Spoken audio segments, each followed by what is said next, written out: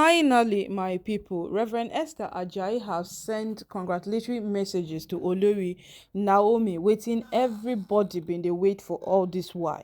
My people una take note say as this whole matter take play out right from Olori Naomi leaving the palace, people like Esther Ajayi been dey on top this matter 247 say make Naomi no take leave her marriage because they felt Naomi staying in her marriage is more progressive than her leaving the marriage. So people like Esther Ajayi, Funke, Adejumo, there were people who fought tirelessly. You would never forget to mention people like Pastor Jerry Eze, Pastor Tibatan, Pastor Jeremiah, all of them put together. Yes, they made sure that these things come to a reality, and every one of it in fact it comes out to be in favor of Olori Naomi. These people fought tirelessly, they sought to it, seeked, gave her motherly fatherly counsel, and today Reverend Esther Ajayi have come out to send her congratulatory message to Olori Naomi. And according to wetin she don follow talk, like, so she felt the day would not come to pass due to the way she was fought tirelessly, how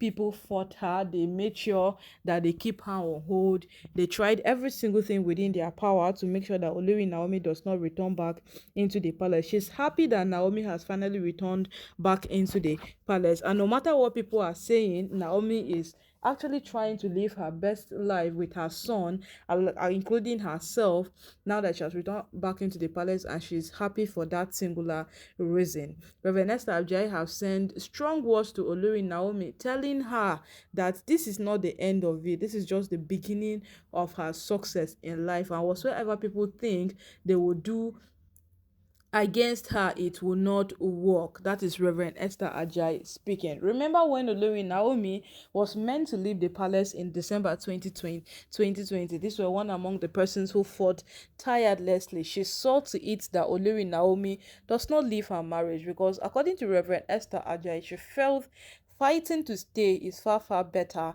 than leaving to go learn or to go complain and come back. Yes, according to her, one of the questions she asked to Olori Naomi, is she suffering from domestic violence?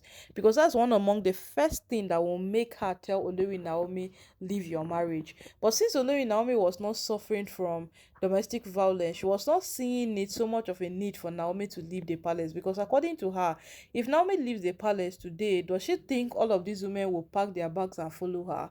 Certainly she would leave them into the palace, and someday she will return to still what, still come and face them in the palace if she would ever come back to the palace. So Reverend Esther Ajayi, she did every single thing within her power, within her reach. She did every single thing humanly possible to make sure that Olori Naomi stays in her marriage. That's one thing we know her for. And the last time we even heard from her was when she invited the Oni and Olori Naomi to her church. That was Olori Naomi stole the show that day.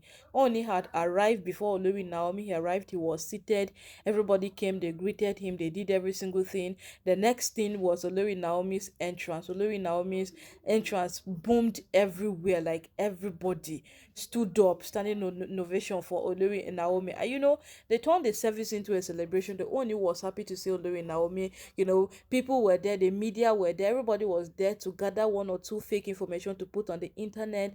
But Reverend Esther Ajayi, at her own end, she knew what she was hoping to achieve. She wanted those two to come together in unity. She wanted them to see each other, and she used her church as a platform to accomplish that. My people, today she's sending a congratulatory message to Olori Naomi, despite the message she sent to her before now as a mother, when Oni was trying to build up a church in Ile Ife for Olori Naomi, that she should completely leave Akure and come back to Ife. When Naomi was not seeing it necessary, she said even if she's in Ile Ife, she can easily manage her church in Akure because she can shuffle between these two places. But the Oni didn't find it convenient enough. He said if Naomi is returning back to Ile Ife, then it's best Naomi has a church in Ife.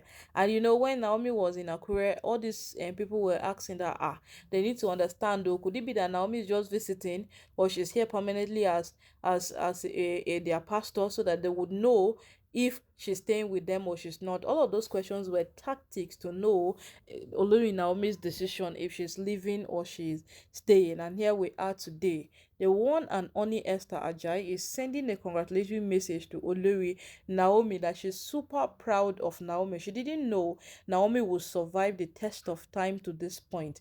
But from when she has known her from childhood, she grew to marry the Oni, and every single thing fell apart. She left despite her continuous, advice to her that it is only better she stays, because this thing is very simple. According to wetin Esther Ajayi bin dey follow talk, say it is simple. And at the same thing, Reverend Funke Adejimo bin dey talk too, say that when Naomi decided to leave, it was not in their place to hold her and keep her back that stay. Yes, it wasn't in their place. They only had to what?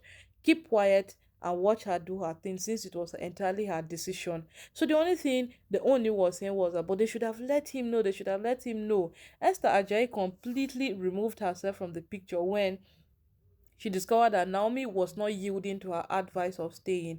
Because according to her, even if Naomi leaves today and she returns tomorrow, she will still come back to meet this same person she has run away from.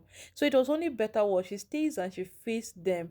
She faces these women once and for all. And if she can conquer them, they would never ever come after her again. But her packing and leaving the palace gave them a bleach. And today they are banking on that. They've called her a weakling. They look at her as someone who can easily run away from responsibilities, because she could not stay there to fight them. She could not stay there to overcome them. She could not stay there to conquer this set of persons. Do they feel they have a leverage over her? That singular thing has made these women so pompous and authoritative. Every single thing they do, they feel it is right. Every single thing they say, they feel that is what should happen.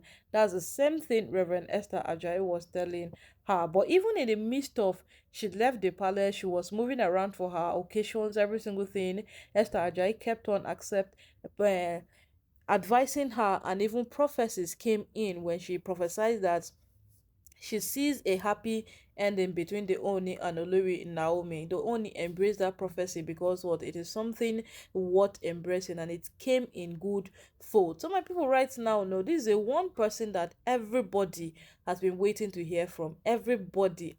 This woman is a spiritual advisor over Naomi's life. And like every single person has been waiting, like, wait, we have not heard from Esther Ajayi. We have not heard from Esther Ajayi. And Esther Ajayi has come out to say that she's pretty proud of Olori Naomi. No matter what happens in her second marriage, Naomi should know that she is super proud of her. She didn't know she's someone who can survive the test of time. Yes, like Miriam Ronke, Ashley Peju, Temitokbe, all of them were more like a test on Naomi's life, and she is surprised that Naomi could survive all of these things plotted against her. My people right now know now to subscribe if you never subscribe, because as they take drop palm like this, I go dey carry and come for owner.